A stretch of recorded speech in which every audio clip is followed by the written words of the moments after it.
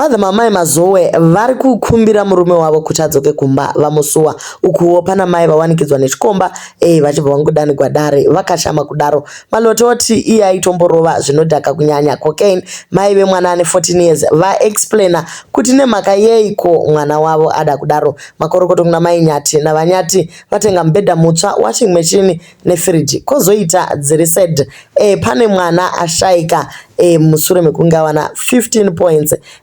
Last nyaya yedu ndeye musikana weku Zimbabwe University anonzi Lilian Rusike ashaika achizviuraya nekuti akaziva kuti murume waidanana naye murume wemunhu. Welcome back to your channel. Please don't forget to like and subscribe. Mai Mazoe vainyora thread ravo vachingotaura zvachikona mombe vakatanga nekuti Kiki nachikona mombe ndokuisa picture yemurume wake nemwana, ndokubva vazonyora zvakare baba Kiki dzoka kumba tiripo chikona mombe takakumirira na Kiki nameme, we are not going anyway, tiripo pamba chikona mombe hatina kwatiri kuenda, we are waiting for you. Ndokuzoisa picture ravo remuchato ndokuti 25/06/2005 white wedding, 19 years old muchato.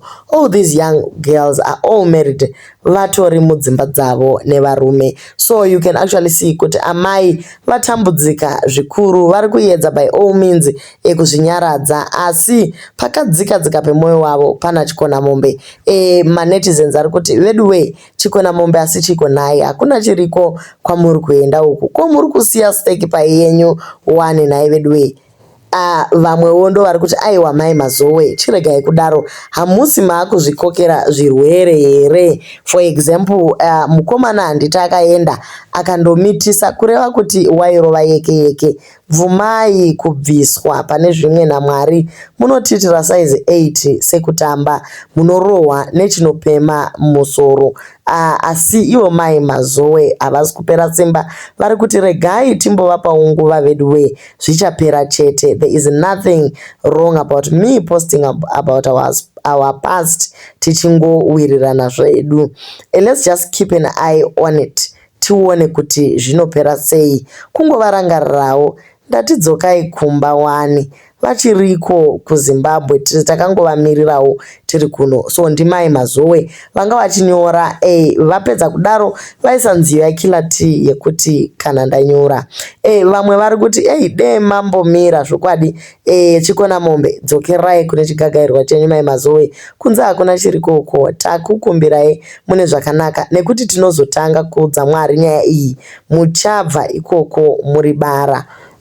But isusu edu tiri kufunga kuti amai chikona mombe should not beg him to come back. You only use that to cause more pain. Sometimes there's dignity in letting someone go. If he wants to come back, he will. If not, you learn to live without him. Pane kumukumbira kuti adzoke nekuti munhu wacho anozoti inda ndazviendera ini, iwe ndiwe nyakundinyengerera kuti ndidzoke, asi ini ndandisisachadi. So Mai Mazoe vanofanira kungoita careful. But anyway guys, munhu harambirwi achihurika, munhu anongoregererwa zvake zvoenderera mberi. Then guys, Maloti podcast ya Ola ataura iye kuti zvechokwadi akatobva kuSouth Africa ari parun, and ataura zvakare kuti zvaimutuma kuita crime yaita kuSouth Africa yanga iri nyaya yekuti anga akawandira kumutoriro, aibata zvakare powder chena iya pamwechete nembanje aisvuta nemasigareti. Ari kuti kuzoenda kwaakaita kujere ndo kwakaita kuti amire kuita mabasa aya, asi ari kuti zvakare haasi kurigreta kuenda kujere, asi ari kutotenda opportunity yekuenda kujere nekuti yakamudzidzisa zvakawanda nekumudzora kubva mune zvakaipa. Then amai vane mwana ane 14 years aitiza kugara pamba, aiti ari kuda kunogara nemurume ane 31 years. Vari kutaura nyaya vachiexplaina vakati mwana akavatiza nekuti aiti haadi kugara navo nekuti vaimuabusa. Kuri kunzi vaisamubhadharira school fees, vaimurega achiita mabasa ese epamba, uye vaitomurova chaizvo zvakaipisisa. So mwana ari kuti iye haachadi kugara navo nekuti vakafeila kuita guardian yake. Mai vemwana uyu vakashaika, mai nini ndokubva vaita take over mwana. So vatete vemwana uyu vakatombopota vachibatsira, asi kuri kunzi vakangoisa $100. Saka mai nini took it upon herself to raise this child, but now that she is 14 awana boyfriend yake ine 31 ari kutochema kuti ndiregei nditizire kumukomana wangu. Guys, nyaya iyi anogona kutaura ndiye anowina. It's a possibility kuti mwana aitwa abuse kwa akadecide kuti aiwa inini regai ndiende.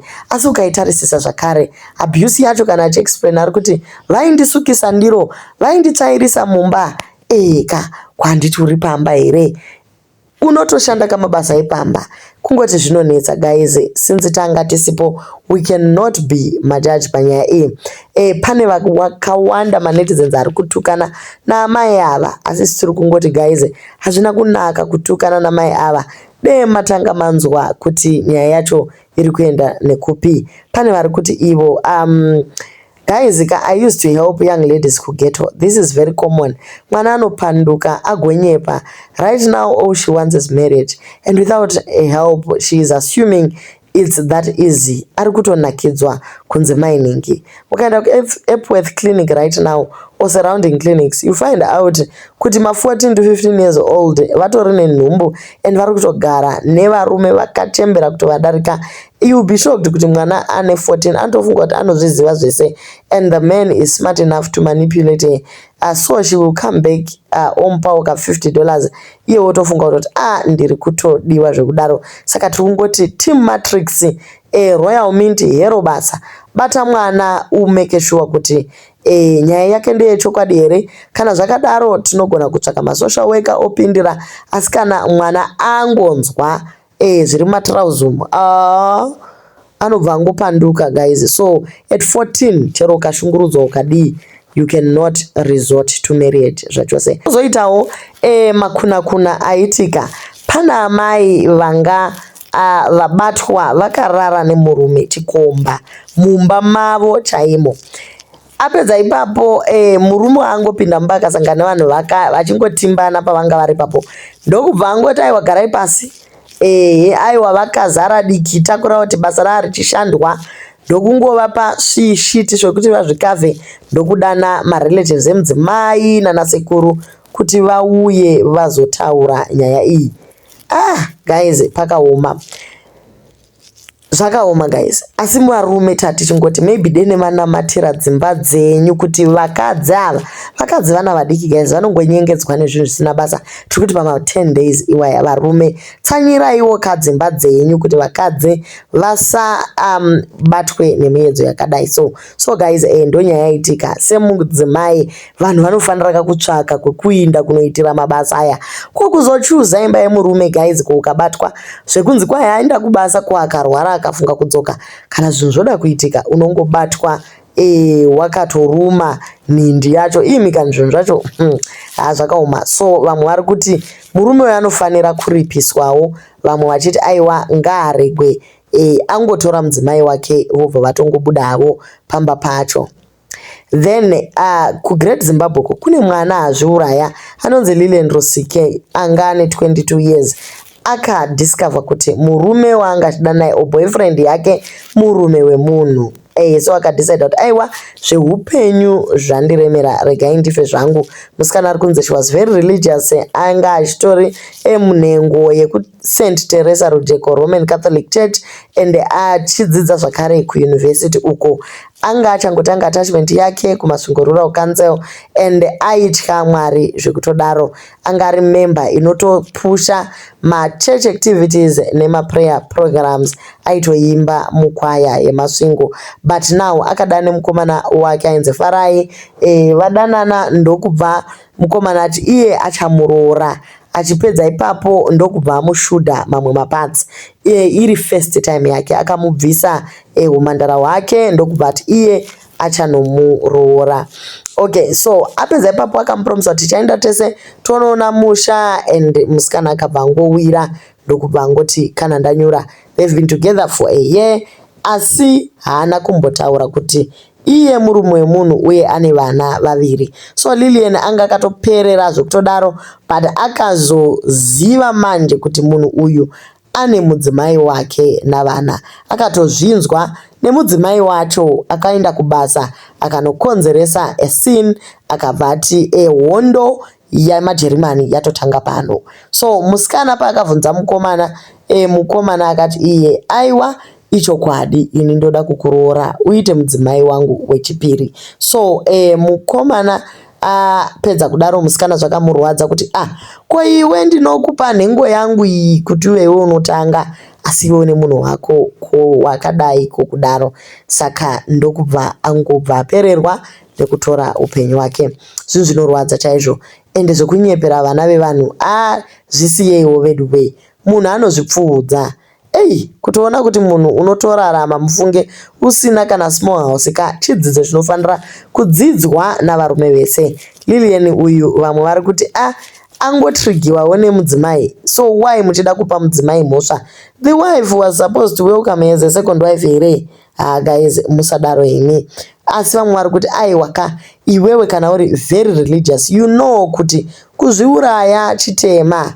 Lilian wangu watokuta akosadza zvokusvika ipapo here nhaiwe. Koinga munharaunda mune vanhu vakatorepewa asi they are still going on with life. Tinoti kuhanzvadzi dzedu dzakafana Lilian, musatembe murume zvekutodaro muchimupa humhandara uchinzi I will marry you. Iwewe continue nemaprinciples ako, keep the law of chastity, and then kana mazova mumba aiwa mochitanga kushudha mapadza. Zvakaoma zvacho, abva aona areruka asina kana chiremerera, cause vanhu they judge, vanoti wanga uchiziva saka ati better kufa. Asi it doesn't make sense. If she lived by the book, she wouldn't have kept she should have kept chastity. Uku hakuzwa kungoda kusungira married men wacho here. Maybe angachitoziva kuti munhu wemunhu. Zvimwe zvacho guys, zvakaoma.